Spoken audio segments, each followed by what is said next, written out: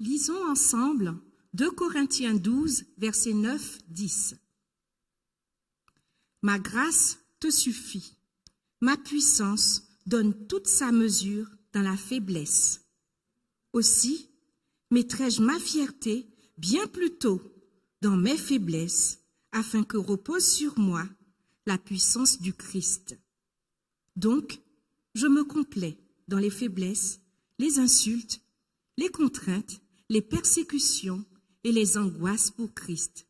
Car lorsque je suis faible, c'est alors que je suis fort.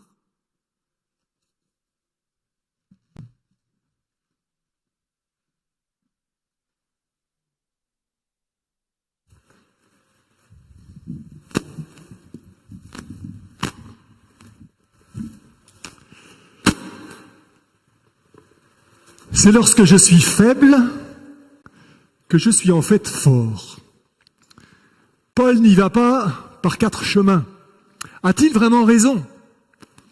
Normalement, ce week-end, ce sabbat, aurait dû être un sabbat festif qu'on appelle de clôture ici à Collonges, où tous les étudiants auraient été fêtés pour la réussite de leur diplôme, ou la prévision de la réussite de leur diplôme pour les bacheliers. Mais voilà que les circonstances sont passées par là et nous avons dû renoncer. Pourtant, même si je veux m'adresser à tous, bien entendu, j'ai une pensée toute particulière pour tous ces étudiants qui ont travaillé, étudié, se sont donné du mal pendant de longues années afin de réussir leur diplôme, de se préparer pour un métier, pour le ministère, pour ceux qui ont étudié la théologie. Et voilà que souvent, dans ces cas-là, on leur donne un message. Soyez forts. Sois fort. Maintenant que tu as tous les éléments nécessaires à ta formation pour affronter le métier, eh bien, tu pourras bien faire. Donc, sois fort, avance, sois de bon courage et vas-y. Et pourtant, quand je lis ce que Paul écrit là, c'est car lorsque je suis faible, c'est alors que je suis fort. J'ai envie ce matin de nous adresser à tous, étudiants sortants, mais étudiants en cours, professeurs, personnes qui travaillent, qui n'ont plus de travail peut-être, personnes qui sont à l'article de la mort, personnes qui sont dans la maladie, les personnes qui sont dans la pleine joie de l'épanouissement parce qu'ils sont amoureux, qu'ils ont un nouveau travail, que sais-je. Attention, bien sûr, il y a un paradoxe. Je ne vais pas enlever le « sois fort », mais j'ai aussi envie de dire « reste faible ». Reste faible. Quand on analyse nombre de personnages bibliques, ces héros qui sont des modèles pour beaucoup d'entre nous, eh bien sûr, souvent on met en exergue tous les éléments magnifiques de leur existence, de leur ministère. Paul lui-même a fait des choses incroyables, il a planté de nombreuses églises, et il a eu un courage incroyable, il a eu une rationalité qui lui a permis d'écrire des lettres qui nous sont tellement utiles encore aujourd'hui. Mais pourtant, c'est lui qui écrit cela, et dans les versets qui précèdent le texte qui vient d'être lu, car lorsque je suis faible, c'est alors que je suis fort, il le dit bien, il a une épine dans sa chair. Il a aussi ses propres faiblesses. Il a une culpabilité par rapport au fait d'avoir persécuté des chrétiens pendant si longtemps. Mais on pourrait passer en revue nombre de personnages bibliques. Prenez Moïse, par exemple. Moïse, qui est élevé à la cour de Pharaon, tout lui réussit, premier ministre potentiel, et puis, voilà, un petit problème dans sa vie.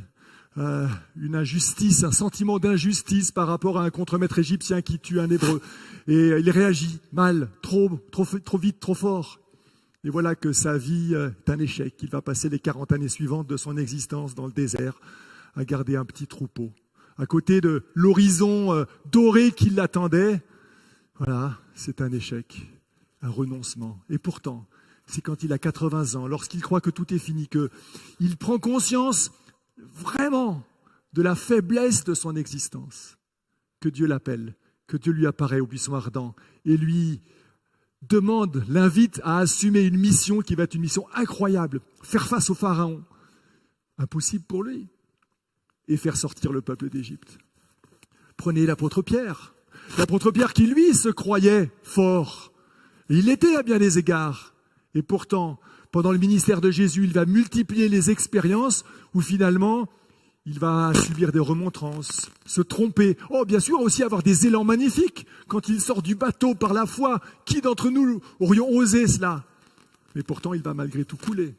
Et à d'autres moments, Jésus va lui dire, va des rétro Satanas, et on sait bien qu'il a renié 3 fois Jésus. Et c'est une fois Jésus ressuscité sur le bord de la plage, quand Jésus dialogue avec lui et lui pose 3 fois cette question, en écho évidemment au triple reniement. Pierre, est-ce que tu m'aimes? Pierre, est-ce que tu m'aimes?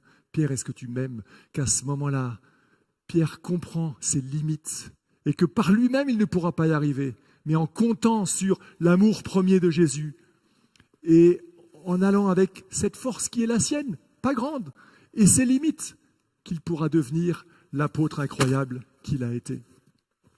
Mais si l'on pourrait encore évoquer d'autres héros de la Bible, j'aimerais m'arrêter sur un autre personnage ce matin. C'est David, le roi David, le grand roi, exemple, type du Christ, l'annonciateur du Messie d'une certaine manière. Le petit David qui a l'audace, lorsqu'il va visiter ses frères au front contre les Philistins, d'aller défier le géant Goliath avec succès. Et souvent on se dit, mais voilà, David est notre exemple, il a été fort. Et c'est vrai à certains égards. Néanmoins, on est très, très doué et très enclin, bien souvent, à sélectionner certains textes de la Bible qui nous plaisent bien. Et cet épisode de 1 Samuel 17, où il nous est décrit dans le détail comment David va vaincre ce géant Goliath, bien, ça fait partie de ces textes clés, phares, qu'on aime raconter aux enfants et qu'on aime prendre comme exemple et méditer. Par contre, qui d'entre nous se souvient, ou a même lu, ou a en tête David qui combat contre le géant Yishbi Benov? J'imagine peut-être même que bon nombre d'entre vous sont en train de dire, mais de quoi parle-t-il? De qui parle-t-il? Est-ce vraiment un personnage biblique? Eh oui, dans 2 Samuel, au chapitre 21, on trouve, alors c'est vrai, c'est pas tout un chapitre comme contre Goliath, mais un récit qui nous parle du combat, ou plutôt vous allez voir, du non-combat de David contre le géant Yishbi Benov. Sauf qu'on n'en parle jamais. Alors permettez-moi de parler des 2 histoires simultanément ce matin. Et pour aller dans cette réflexion sur la complémentarité entre la force et la faiblesse d'une certaine manière, ou plus exactement notre vulnérabilité, qui n'est, au contraire des apparences, peut-être pas finalement une faiblesse. Alors je lis quand même ce texte que peut-être certains n'ont jamais lu, ou en tout cas dont ils n'ont pas le souvenir. 2 Samuel 21, à partir du verset 15. Il y eut encore un combat entre les Philistins et Israël. David et ses serviteurs avec lui descendirent combattre les Philistins. David se sentit fatigué. Yishbi Benov, qui appartenait aux descendants de Harapha, les géants, qui avait un épieu pesant 300 cycles, poids de bronze, et qui était équipé de 9, parlait de frapper David. Mais Avishai, fils de Sérouya, lui vient en aide à David et frappa le Philistin à mort. C'est alors que les hommes de David l'arjurèrent en disant « Tu ne sortiras plus avec nous au combat pour que tu n'éteignes pas la lampe d'Israël. »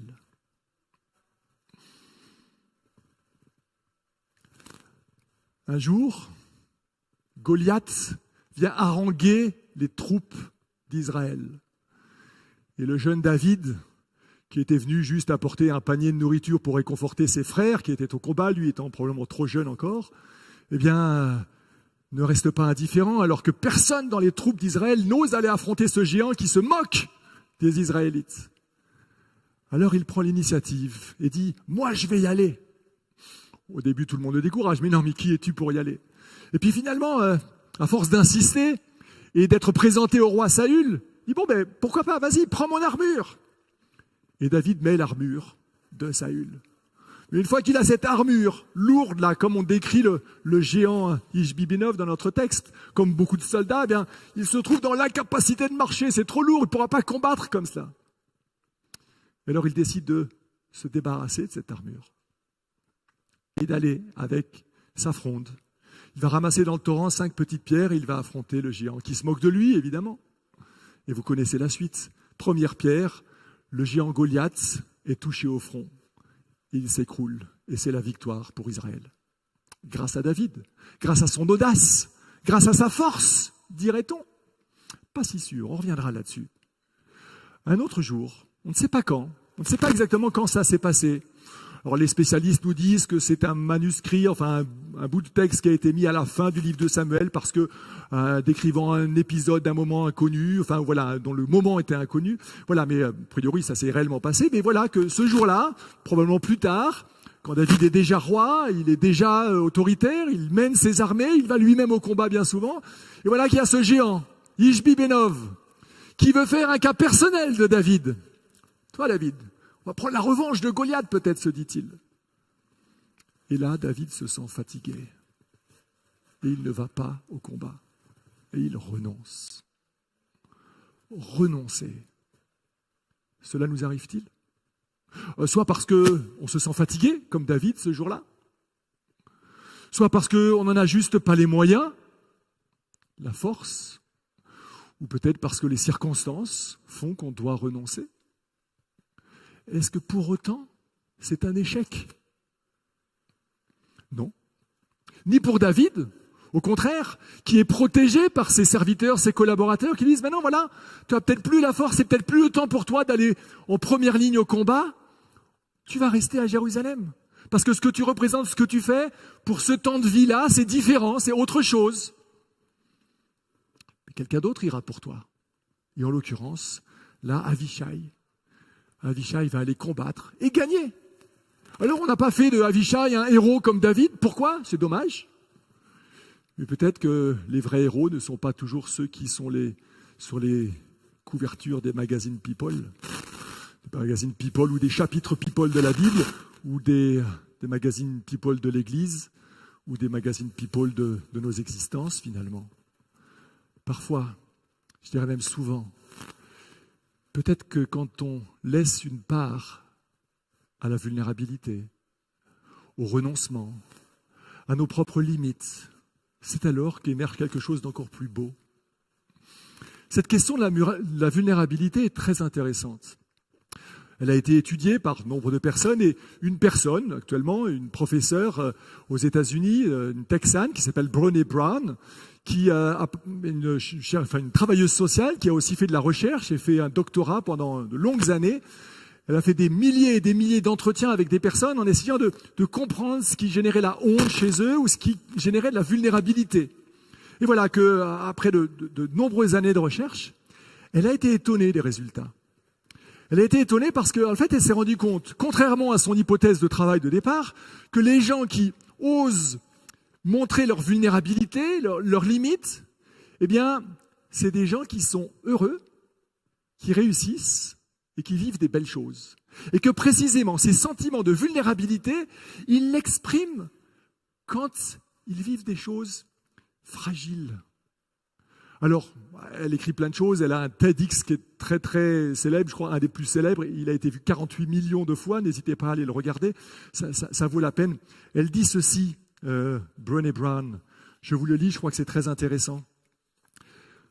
Nous avons en horreur la vulnérabilité. Nous voulons être parfaits, puissants, sûrs de nous. Nous croyons que la distance, la froideur, l'inaccessibilité et la maîtrise contribuent à notre prestige. Que nous serions mésestimés si nous venions être trop ouverts. Nous adoptons l'anxiété en tant que style de vie, la productivité en tant que valeur essentielle et le perfectionnisme en tant qu'idéal. Je peux vous dire qu'en lisant ça, je me remets moi-même en question. En tant que prof, j'ai envie de pousser mes étudiants à cela, parfois. Est-ce que j'ai toujours raison de le faire ? Pas si sûr. Quand on parle de l'anxiété comme style de vie, à mettre trop de pression, à se mettre trop de pression parfois, ou encore sur le fait de mettre la productivité en tant que valeur essentielle, c'est tellement conforme à l'ère du temps. Enfin, le perfectionnisme en tant qu'idéal. Attention, l'excellence est bien sûr une belle valeur vers laquelle nous devons tendre. Mais vouloir et espérer être toujours parfait sans jamais, comme David, avoir d'échecs, de renoncements, c'est probablement une erreur. Et elle ajoute, Brené Brown, et si la vulnérabilité n'était pas une faiblesse, mais au contraire, signe de force et de courage. Car à trop vouloir être parfait, nous avons peur de l'échec et éprouvons un sentiment d'insuffisance. Nous endossons notre armure avant de pénétrer dans l'arène de la vie en sacrifiant nos relations et des opportunités qui ne reviendront pas. Nous gaspillons un temps précieux en tournant le dos à nos dons merveilleux. Alors plutôt que de rester assis sur le banc de touche et d'émettre sans cesse des jugements et des conseils, mieux vaut oser se découvrir et accepter d'être vulnérable. Vivre de manière entière en troquant le culte du contrôle contre le lâcher-prise et l'ouverture émotionnelle. Oser être vulnérable, c'est ça le courage. Intéressant qu'elle parle de l'armure, de ces armures que nous nous mettons pour aller au combat. On disait, en évoquant David contre Goliath, qu'il avait été courageux. C'est vrai, qu'il s'était senti fort. C'est pas si sûr. Mais contrairement aux autres militaires de l'armée d'Israël, qui n'osaient pas aller combattre Goliath, parce qu'ils avaient peur, parce qu'ils rationalisaient les choses. Ils avaient peur de l'échec. Ils se disaient, mais voilà, quelles sont mes chances? Et ils évaluaient leur potentialité. Et du coup, n'osaient pas faire le pas d'aller combattre. Et même quand David accepte de le faire, on lui pose cette armure-là. Mais finalement, David, et c'est ça qu'il a compris, et qui fait qu'il n'y a pas finalement opposition entre David contre Goliath, où il a la victoire, et David contre Ishbi-Binov, où il y a aussi la victoire. Parce que dans les deux cas, en tout cas c'est comme ça que je veux le lire, David a accepté d'être vulnérable. Contre Ishbi-Binov, c'est de renoncer. Et parfois la victoire vient de certains renoncements. Et à d'autres moments, c'est aussi certains renoncements. Le renoncement d'avoir cette armure qui protège, soi-disant. Le renoncement à avoir des armes puissantes, comme ces armes qui sont décrites que Goliath avait, extrêmement lourdes et pouvant faire des dégâts incroyables. Non, il y va avec sa petite pierre et sa petite fronde, et puis le cœur à l'air, le cœur engagé. David, finalement, c'est lui qui est vulnérable parce qu'il prend le risque de perdre. Il prend même le risque de mourir. On est champion. On est champion pour avoir peur de la mort. Et loin de moi de critiquer tous ceux qui font face à la mort, que l'on soit dans la maladie, dans le grand âge ou à la suite de quoi que ce soit qui fait qu'on se sent fragile. Mais finalement, ces années qui sont offertes à nous, qui nous sont données de vivre, nous ne pouvons pas les contrôler. Vous voyez comment notre société a été complètement chamboulée par un petit virus. Et puis la vie continue. Et finalement, ce qu'on a vécu en étant confiné, c'était pas si mal. Alors bien sûr, tout n'était pas rose, tout n'était pas simple, et ça a été un drame pour plein de personnes. Et c'est encore un drame. Et il y a des drames devant nous qui nous attendent. Mais malgré tout, on se rend compte que oser être vulnérable, par choix ou en le subissant d'une certaine manière, c'est aussi une manière de s'ouvrir au lâcher-prise, à la confiance et à certaines victoires insoupçonnées. Jésus, face à la mort, a accepté d'être vulnérable. Tout Jésus qu'il était. Il avait confiance, une confiance incroyable en son Père. Et pourtant, à Golgotha, ou avant d'aller à Golgotha, à Gethsémanée, il dit à ses disciples, « Priez pour moi, parce que mon âme est triste jusqu'à la mort. » Et puis ensuite, il va prier son Père en disant, ben voilà, si cette coupe peut s'éloigner de moi, alors ôte-la, mais voilà, j'accepte d'être vulnérable. Ce qui doit se passer, il se passera. Ta volonté, pas la mienne. Est-ce que nous sommes capables de dire ça, finalement? Bien sûr, ça n'empêche pas qu'à certains moments, notre volonté soit mise en œuvre pour avoir de l'audace et faire des choses incroyables. Mais simultanément, comprendre que notre force dépend de l'acceptation de nos propres limites. Ou plutôt que nous allions de l'avant, mais sans se croire les champions. Alors oui, un élément important de la vulnérabilité, c'est le fait de ne pas tout maîtriser. Parfois même de ne pas savoir. Permettez-moi de vous raconter, ou enfin plutôt de faire, j'allais dire raconter une histoire, mais plutôt de faire une petite expérience avec vous. Une expérience, voilà, toute simple que je vais relater et qui finalement est assez révélatrice. Elle est racontée par deux auteurs, Stephen Levitt et Stefan Dubner, qui sont deux auteurs. Un est professeur d'économie, il exerce aujourd'hui à l'université de Chicago. L'autre est journaliste. Et ensemble, il y a quelques années, ils ont écrit un livre, Freaks Economy, qu'on peut traduire par l'économie saugrenue. Et voilà, ils ont une approche de l'analyse de nos sociétés, de plein de choses de ce qui se passe dans notre monde, au travers de la perspective de l'économie. Et ils apportent des éléments assez intéressants. Et entre autres, à un moment donné, ils racontent ceci. Ils ont fait une expérience, enfin, c'est pas eux qui ont fait l'expérience, mais ils racontent une expérience par rapport à l'importance, parfois, de ne pas savoir. En gros, l'expérience qu'ils relatent est la suivante. Une histoire qui est racontée, et ensuite, après que cette histoire a été racontée, on pose des questions aux personnes qui l'ont écoutée et on analyse les réponses. Alors, je vous propose de faire cette petite expérience. Je vais vous raconter l'histoire. Elle est très courte, elle fait 4 lignes. Et ensuite, je vous pose des questions. Alors, je vous invite à ne pas répondre, juste dans votre tête. Mais voilà, on va revenir sur vos réponses. Alors, écoutez bien l'histoire pour être capable de répondre.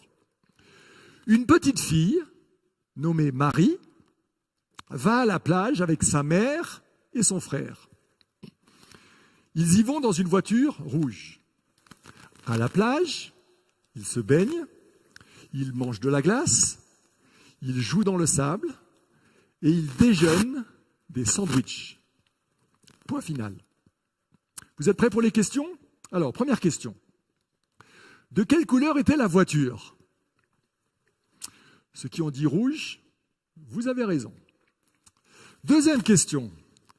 Ont-ils mangé du poisson et des frites pour le déjeuner? Si vous répondez non, vous avez raison. Troisième question. Ont-ils écouté de la musique dans la voiture? Qu'est-ce que vous répondez? Bon, la réponse est on ne sait pas. Et à la quatrième question, ont-ils bu de la limonade au déjeuner? Même chose, on n'en sait rien.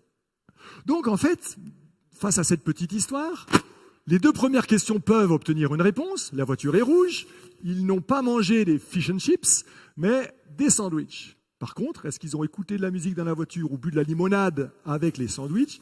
On n'en sait rien. Donc la réponse aux troisième et quatrième questions devrait être « je ne sais pas ».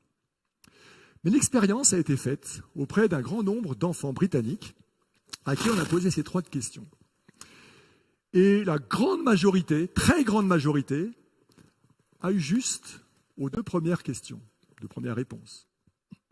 Sauf que, aux questions numéro 3 et 4, 76% des enfants entre 5 et 9 ans ont répondu soit oui, soit non.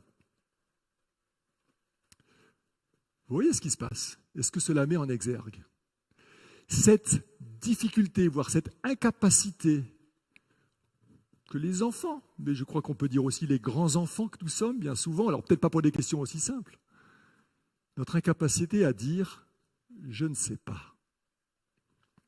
Ces auteurs, Stephen Levitt et Stefan Dubner, rajoutent « Les enfants qui tentent de bluffer à travers un simple quiz comme celui-ci sont sur la bonne voie pour faire carrière dans les affaires et la politique, où presque personne n'admet jamais ne rien savoir.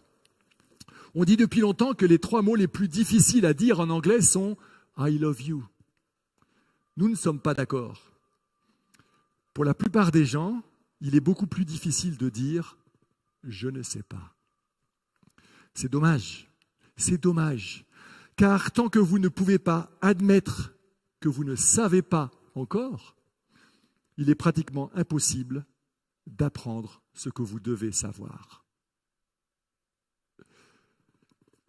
Cette aptitude à dire « je ne sais pas », et j'ai envie de l'élargir, cette capacité finalement à dire « je ne suis pas sûr que je vais gagner, je ne suis pas sûr que je vais réussir à faire ça, je ne suis pas sûr d'être capable, à la personne qu'on aime, de t'aimer aussi bien que possible, aussi longtemps que je le désire.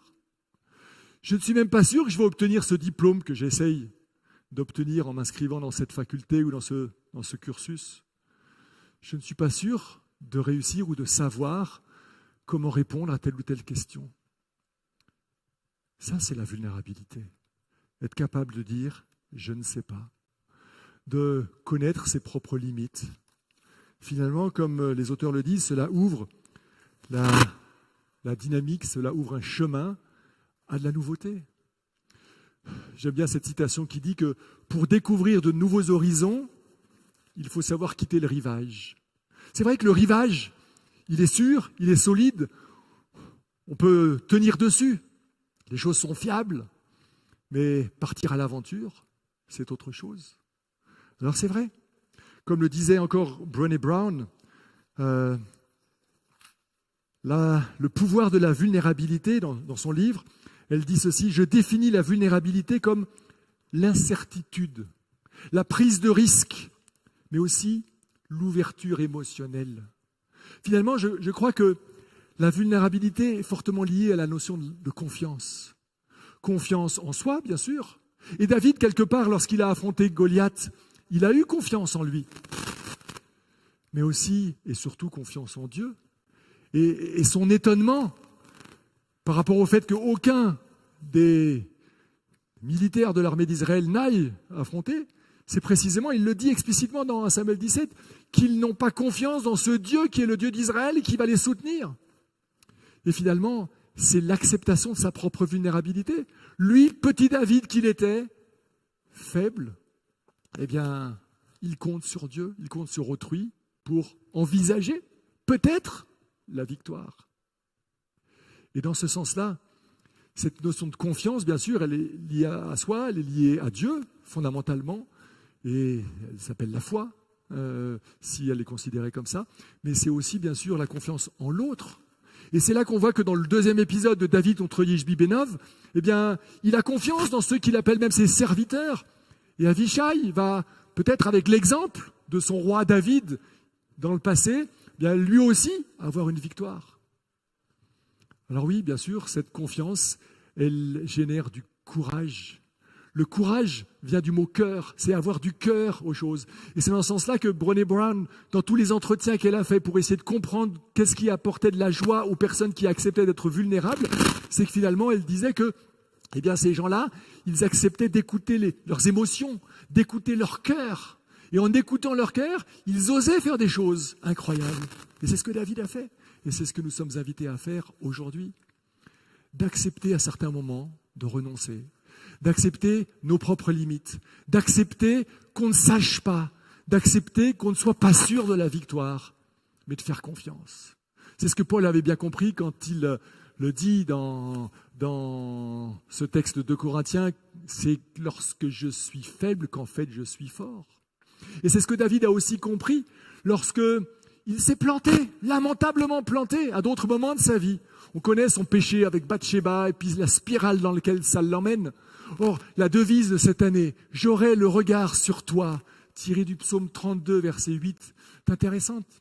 C'est Dieu qui parle. Alors dans ce psaume où David se contrit à la suite de son péché incroyable, adultère, mensonge, meurtre, etc., eh bien, il demande un pardon total à Dieu. Il accepte d'être vulnérable, il dit, ben voilà, je me suis planté, lamentablement planté, je ne vaux rien. Et c'est alors que Dieu, le ramasse à la petite cuillère et l'élève et le rassure et lui dit, j'aurai le regard sur toi. Avoir ou accepter la vulnérabilité, mais en même temps faire confiance à Dieu, en l'autre, en soi, c'est accepter un regard bienveillant de Dieu.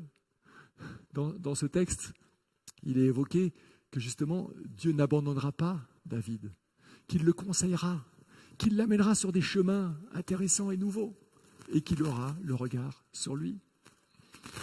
Vous connaissez aussi probablement assez bien ce texte de la lettre à l'église de Laodicée. Parce que tu dis, je suis riche, je me suis enrichi, je n'ai besoin de rien, le contraire de la vulnérabilité, et que tu ne sais pas que tu es misérable, pitoyable, pauvre, aveugle et nu. Finalement, Jésus, là, certaine manière est l'auteur de cette lettre, nous invite à faire l'expérience que lui a vécue à Gethsémane, avoir conscience de sa petitesse, de ses limites, de sa vulnérabilité. Et nous, bien souvent, en tant qu'individu peut-être, en tant qu'Église, en tant que société, on se croit riche. On ne croit avoir besoin de rien. Mais le constat, il est là. Finalement, on est plus faible qu'on ne veut bien l'admettre. Et le constat, il est même plutôt affligeant. Tu ne sais pas, et c'est peut-être ça le pire, que tu es misérable, pitoyable, pauvre, aveugle et nu. Mais le problème, c'est que justement, quand on ne sait pas qu'on est pauvre, aveugle et nu, alors on ne connaît pas le remède. Or, le remède, il est dans le verset suivant. Je te conseille d'acheter de moi 3 choses qui sont des réponses au fait d'être pauvre, aveugle et nu. Acheter de moi de l'or purifié au feu pour t'enrichir, des vêtements blancs pour te couvrir et que ne paraissent pas la honte de ta nudité, et un collier pour oindre tes yeux et recouvrer la vue. En fait, il s'agit pour nous, en étant vulnérables, de prendre conscience, bien sûr, de certaines richesses potentielles que nous pourrions avoir, mais qui ne dépendent pas de nous, qui dépendent de Dieu. Et c'est là, lors de cette acceptation de cette pauvreté, d'une certaine manière, que tout d'un coup, on en devient riche. Et que, du coup, nous ne sommes plus pauvres, mais riches de la richesse de Dieu. Ensuite, on est nu. C'est intéressant parce que dans tous les entretiens dont elle rencontre, Brené Brown, qui parle de la vulnérabilité, elle évoque justement combien les personnes évoquent cette nudité, cette manque de confiance, parce que quand on est nu, on se sent vraiment déstabilisé, évidemment. On se sent incapable, on se sent honteux quelque part.